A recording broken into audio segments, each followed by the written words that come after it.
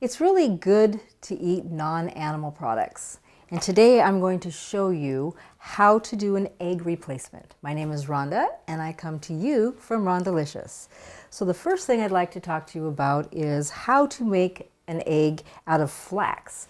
You would be grinding up your flax seed just like this and then adding 3 tablespoons of water to 1 tablespoon of flax, and we call this a flax egg.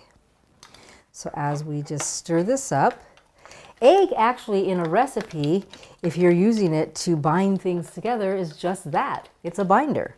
So we're going to let this sit and it will start to thicken and become gelatinous.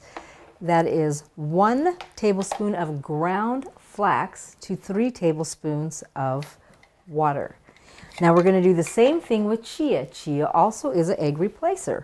So we're going to be using 1 tablespoon of ground flax. So we'll go ahead and use our spice grinder, coffee grinder. I'll put about 1.5 tablespoons in there to get our 1 tablespoon of ground chia seeds.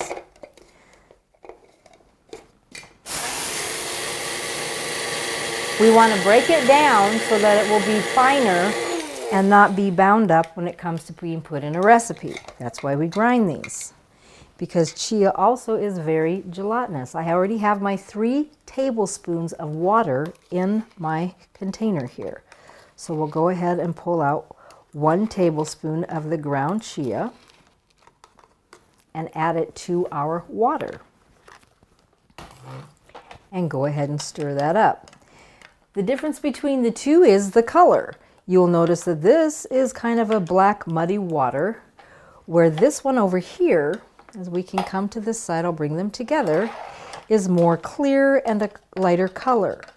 This will sit for 15 minutes. You can put it in the refrigerator or just leave it on the counter and it will start to become gelatinous.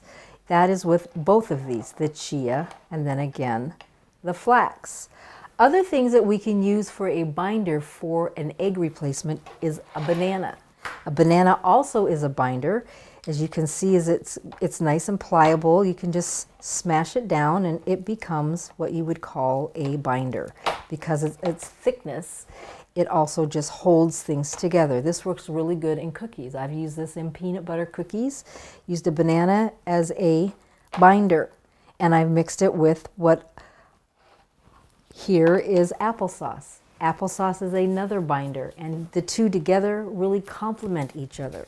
So applesauce is another egg replacement because it also is thickness, gelatinous sort of, and it is a good binder. One of the newest finds on the market is aquafab.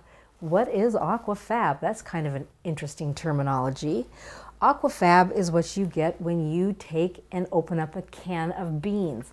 You can use garbanzo beans, which is a very good one for aquafab because it is pretty bland and it has a clear color. You can use navy beans. All these beans, this liquid is called aquafab. And this is something that can be turned into whipped toppings. It can turn into marshmallow whip. Also, you can use it as an egg replacer. So you can use 2 tablespoons of that for an egg. So here we have all the different types of things that can be used in order to make things bind together to make your recipes, when they're cooked or calling for an egg. So as you can see, this is starting to thicken up, and this will be a very gelatinous substance. Along with the chia seeds, call this chia gel. You can see how thick this is getting. Very gelatinous. And this, once it gets chilled, will also be the same. So as you can see how thick this will hold many things together. So if you're doing foods that are darkened, like a chocolate cake or something, and you don't want to use the egg, then you can go ahead and use the dark chia because it won't matter.